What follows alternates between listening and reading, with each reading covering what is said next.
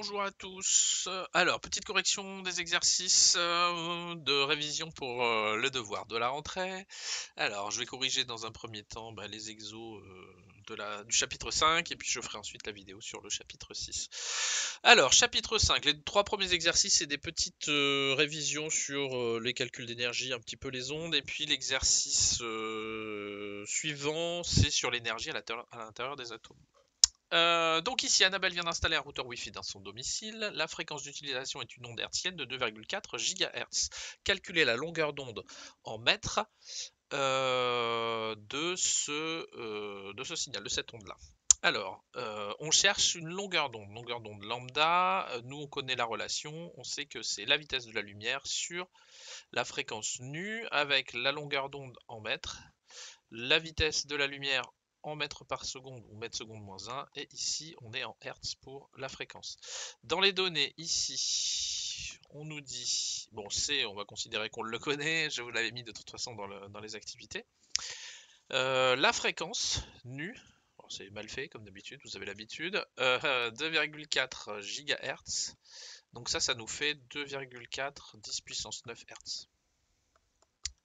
Pareil, pour les puissances de 10 et les correspondances, je vous avais donné en début d'année un petit tableau qui récapitulait tout ça. Donc on fait ici, on cherche la longueur d'onde du signal, c'est donc 3,0010 puissance 8, donc ça c'est la vitesse de la lumière en mètres par seconde, divisé par 2,4 10 puissance 9, et on obtient une longueur d'onde, si je ne m'abuse, de 0,125 mètres. Bon, on est dans le domaine ici quasiment de l'ordre du mètre, de la dizaine de centimètres, pas loin du mètre. Voilà. Bon, pas plus d'intérêt dans cet exercice-là qui n'est de récupérer ici et d'utiliser la formule qui lie la fréquence à la longueur d'onde. Voilà pour cet exercice. On passe au suivant. Donc dans cet exercice, on nous parle de l'énergie d'un photon. Donc un lecteur Blu-ray utilise un laser de fréquence 7,40 puissance 5. 7,41 pardon, 10 puissance 5 GHz, calculer l'énergie en joules et la longueur d'onde en nanomètres du photon correspondant. Bon, pour la longueur d'onde, on l'a fait juste avant, donc on rappellera la formule. Ici, calculer l'énergie. Donc l'énergie d'un photon, je vous rappelle, l'énergie d'un photon, c'est H fois la fréquence nue. Alors là, on n'en a pas besoin tout de suite, mais on le rappelle tout à l'heure. On le rappelle tout de suite, parce qu'on en aura besoin tout à l'heure.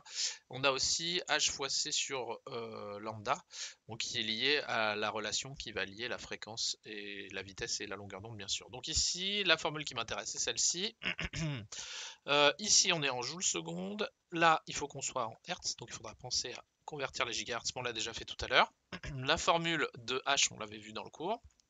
Donc on peut faire l'application numérique directe. L'énergie du photon ici pour un Blu-ray. C'est quand même assez mal écrit. L'énergie du photon, donc on a 6,63 10-34 fois la fréquence. Donc ici 7,41 fois 10 puissance 5 fois 10 puissance 9. Attention, on l'a vu tout à l'heure, giga c'est 10 puissance 9. Quand on fait ça, on a une énergie qui vaut 4,9. 4,9 10 puissance moins 19 joules. Ok, donc on pourrait convertir ça en électronvolts, on le fera tout à l'heure, c'est pas demandé dans l'exercice. Donc dans la deuxième partie de la question, on nous demande de calculer la longueur d'onde. On l'a vu tout à l'heure, la formule, donc je la rappelle. Lambda c'est C sur nu. Je vais faire l'application directe. Donc on a 3,0010 puissance 8 sur 7,41 fois 10 puissance 5 fois 10 puissance 9. Attention au giga. Et si on fait ça, on retrouve 4,05. C'est ça, 4,05 fois 10 puissance moins 7 mètres. Ça peut être intéressant de mettre ça en nanomètres, histoire qu'on ait une petite référence. Et on voit qu'on est à 405 nanomètres, qui est pas loin du bleu-violet. Ici comme longueur d'onde, ce qui est cohérent avec le lecteur Blu-ray. D'accord? Parce que le blue vient de bleu. Okay, donc la longueur d'onde du laser qui est à l'intérieur. Il est bleu et il est rouge pour le coup pour les DVD, si jamais vous avez déjà vu une LED à l'intérieur d'un DVD, ou pour les CD aussi. Voilà pour cet exercice, on passe au suivant.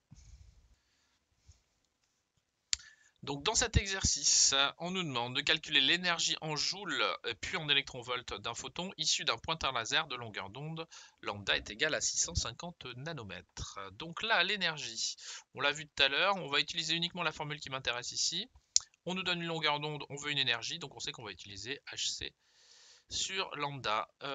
Ici, donc si je fais mon application numérique, 663 10-34 fois 3,0010 puissance 8 divisé par 650, alors attention, nanomètres, donc 10-9. Si on fait ça, petit trait de fraction, ça nous donne une énergie de 3,06 10 puissance moins 19 joules. Alors, pour rappel, donc là on a la réponse en joules, hein. Bon, c'est la première partie de la question, l'énergie est en joules. Je l'avais en électronvolt pour rappel, un électronvolt c'est 1,6 10 moins 19 joules. Donc on fait un petit produit en croix où il suffit de multiplier cette énergie, de diviser cette énergie par 1,6 10 moins 19. Donc ça nous donne, si on fait le calcul, donc 3,06 10 puissance 10 moins 19 divisé par 1,6 fois 10 puissance moins 19. C'est pratique ici, on voit que les puissances de 10 se simplifient. Donc 3,06 divisé par 1,6, ça nous fait 1,91 électronvolts. Voici pour l'exercice 7. Donc là, on a la deuxième partie de la réponse, hein, l'énergie qu'on cherchait du photon en électronvolts. D'ailleurs, j'aurais dû écrire photon ici, photon. Bon, c'est pas très grave, on le fera dans l'exercice suivant. Allez, à tout de suite pour l'exercice suivant. Alors, dans l'exercice 2, on retrouve ici, dans une première partie, un diagramme énergétique, celui de l'atome d'hydrogène. On a déjà vu les valeurs. Donc, ici, je vous rappelle, hein, les valeurs sont en négatif parce qu'on a pris pour convention que l'énergie 0 soit la même pour tous les atomes au moment de l'ionisation. On y reparlera un petit peu tout à l'heure. Donc on a nos petits niveaux d'énergie, puis on va faire les questions petit à petit. Donc là, ça reprend un petit peu toutes les notions du cours. Ça permet de bien savoir si on maîtrise toutes les notions du cours ici. Donc question 1, on nous dit comment appelle-t-on les N qui apparaissent sur le diagramme? Donc là, si vous voyez, il y a N1, N2, N3, N4, etc. Donc les N, bah, ce sont juste les niveaux d'énergie dans l'atome. Alors ça ici, pour le coup, c'est les niveaux d'énergie des électrons dans l'atome, que peuvent prendre les électrons dans l'atome d'hydrogène. Enfin, en l'occurrence, l'électron de l'atome d'hydrogène. Donc niveau d'énergie de l'électron d'ailleurs, de l'électron dans l'atome d'hydrogène.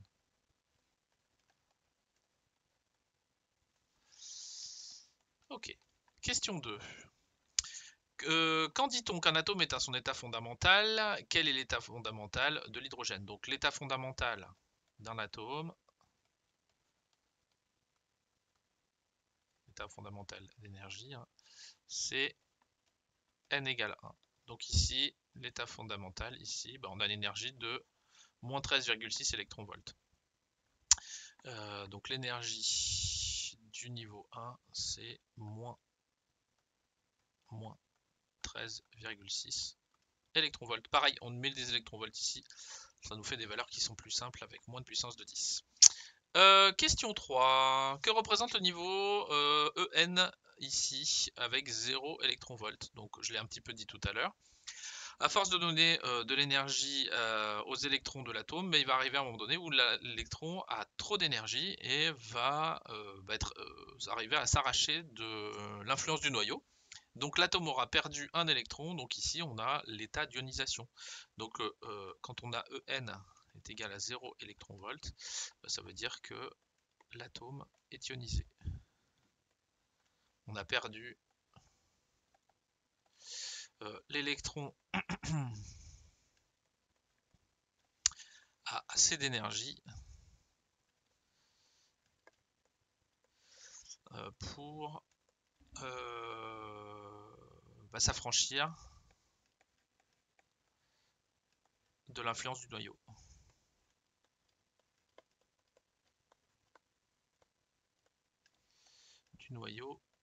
En l'occurrence pour l'atome d'hydrogène, c'est juste l'influence d'un proton. Ok, question 4. On va monter un petit peu. Raté, c'est pas ce que je voulais faire. Question 4. Quelle énergie minimale en électronvolts faut-il fournir à un atome d'hydrogène pour l'ioniser lorsqu'il est dans son état fondamental? Donc s'il est dans son état fondamental, on va passer du niveau E1 au niveau En. Donc la variation d'énergie, c'est la fin moins le début, donc la variation d'énergie à l'intérieur de l'atome, donc c'est E fin moins E début. À la fin, on est au niveau En, et au début au niveau E1, donc on va faire En moins E1, donc le niveau En il vaut 0 électronvolts, le niveau E1 il vaut moins 13,6 électronvolts, je ne suis pas obligé de mettre les électronvolts ici d'ailleurs, et donc si on fait ça, on voit qu'on a 13,6 électronvolts, donc il faut fournir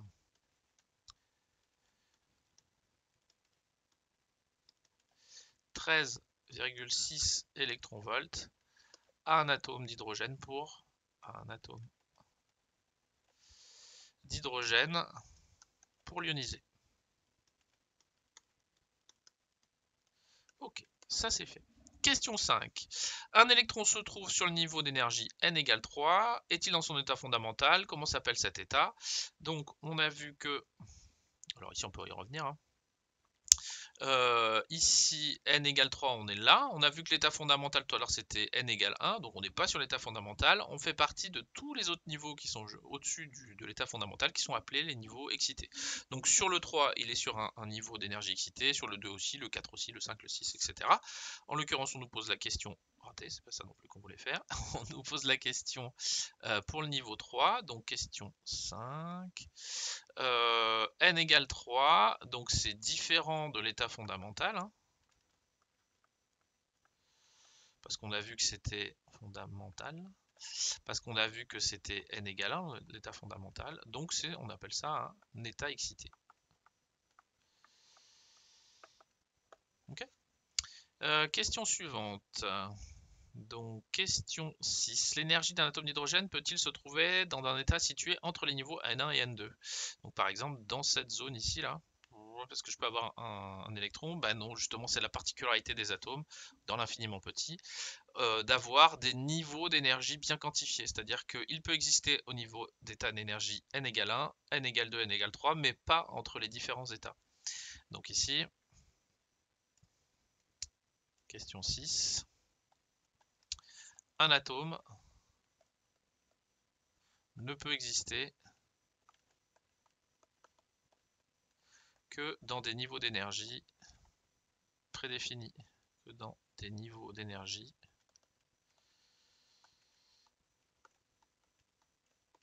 prédéfinis.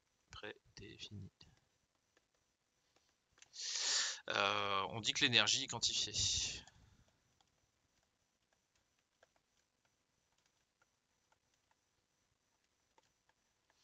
Donc, pas possible d'avoir un atome qui se retrouve entre le niveau N1 et N2. C'est pas possible. Et enfin, question 7. Dans la question 7, l'atome d'hydrogène excité est au niveau N3. Donc là, on sait qu'on est au niveau N3. Tiens, changeons de couleur. On est au niveau N3 et on veut basculer au niveau ici. Donc on a ici une émission. Donc on fait une flèche vers le bas. Donc on va avoir un photon qui est émis et on veut vérifier la longueur d'onde. Alors longueur d'onde, je crois que je me suis trompé un petit peu. Au niveau de la valeur, je crois que je suis un petit peu différent, mais à pas grand chose près, donc on corrigera ça tout à l'heure. Donc on veut vérifier qu'il est bien dans ce domaine de longueur d'onde, justement savoir si c'est les UV, les rayons X, les infrarouges. Alors dans cette question-là, vous voyez que même si vous ne savez pas trouver la réponse, ici, si vous ne savez pas trouver lambda, on peut ici au moins répondre à la fin de la question. La radiation est-elle située dans les rayons X, les UV ou les IR? Donc ça, on le verra tout à l'heure. Let's go sur la question 7. Alors attention, la question 7, elle n'est pas très compliquée, parce qu'on a déjà un petit peu répondu à la question précédemment, mais c'est en termes de rédaction qu'il faut faire attention. Donc on va avoir une variation d'énergie dans l'atome. Donc on va pouvoir déterminer la variation d'énergie dans l'atome.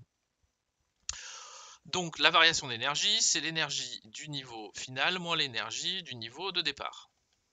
On va pas mettre un B. L'énergie de la fin, on sait qu'on arrive sur le niveau E2 et on part du niveau E3. Donc si je vais chercher les valeurs, niveau E2, donc on a moins 3,40, 1,51. Donc on a ici moins 3,40 moins 1,51. Donc si je fais ça, je me rends compte que j'ai une variation d'énergie qui est négative. Donc j'obtiens un résultat de moins 1,89 électronvolts. À vérifier que je ne me suis pas trompé, normalement non, j'ai fait ça. Ça doit être juste. Donc ici, variation d'énergie, attention c'est un moins, ça c'est pas un égal. Moins. Donc là elle est négative. Qu'est-ce que ça veut dire? Ça veut dire que c'est une perte d'énergie de l'atome. Perte d'énergie pour l'atome.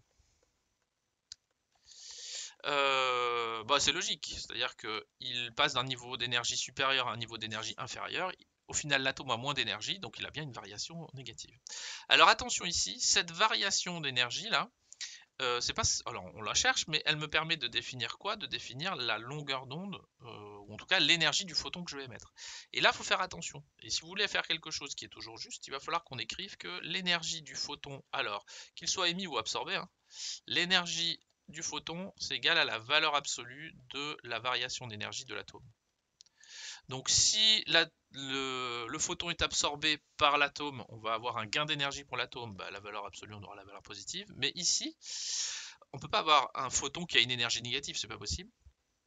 Donc il ne peut avoir qu'une énergie qui est positive. Donc si je prends la valeur absolue ici de cette valeur ici, je me retrouve avec un photon qui a une énergie de 1,89 électronvolts. Donc faites attention un petit peu à la distinction entre les deux là.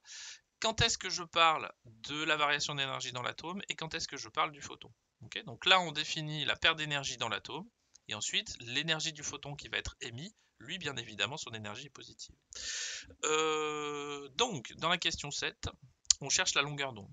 Okay, donc, pour trouver la longueur d'onde, on connaît la formule. Le problème de la formule, c'est que c'est H fois C sur lambda, on l'a vu. Donc, du coup, on va avoir lambda qui est égal à H fois C sur l'énergie du photon. Mais ici, mon énergie, elle est en joules. D'accord? Là, on est en joules seconde. Là, on est en mètres par seconde. Et là, on est en mètres. Donc là, joules, il y a un problème ici. Il faut que je convertisse ça en joules. Donc pour le faire, c'est l'opération inverse qu'on a vue tout à l'heure. Tout à l'heure, pour passer des joules aux électronvolts, on a divisé par 1,6 10-19. Pour passer des électronvolts au joule, on va multiplier par 1,6 10-19. Si vous avez un peu de mal avec ça, faites juste un produit en croix. Vous posez votre produit en croix, et puis tout ira bien. Donc dans ce cas-là, on a une énergie de 3,02 10 puissance moins 19 joules. C'est moins 19 ce truc. C'est moche. Donc là, je vais pouvoir faire mon application numérique. Application numérique. La longueur d'onde correspondante, c'est donc 6,63 10-34 fois 3,0 10 puissance 8 sur, j'ai oublié, 3,02 fois 10-19 joules. Ce qui nous donne une longueur d'onde de, et j'ai pas la valeur, quand j'ai fait le calcul, on est à 6,58 10 puissance moins 7 mètres. Donc là, vous convertissez en nanomètres. Donc si on rajoute,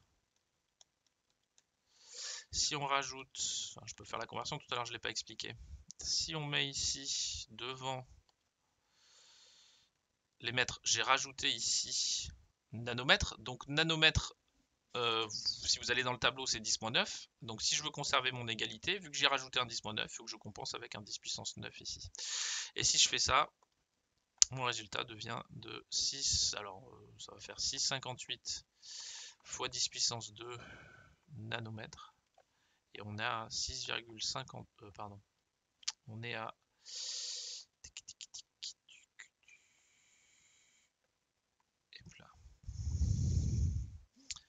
on est à 658 nanomètres. Et ça, on voit bien que on est cette valeur-là, elle est inférieure, donc le lambda du photon, là, est inférieur à 800 nanomètres. donc on sait 800 nanomètres, donc on sait qu'on n'est pas dans les infrarouges, mais elle est supérieure à 400 nanomètres, donc on n'est pas dans les UV, donc là on est dans le domaine du visible. Voilà pour la correction de cet exercice. Bah, j'espère que ça vous aura aidé. Et puis, je pourrais essayer de faire comme Inès, d'écrire domaine avec un beau D. Allez, bonne fin de journée à vous et je rajoute la correction des exercices de chimie. À bientôt!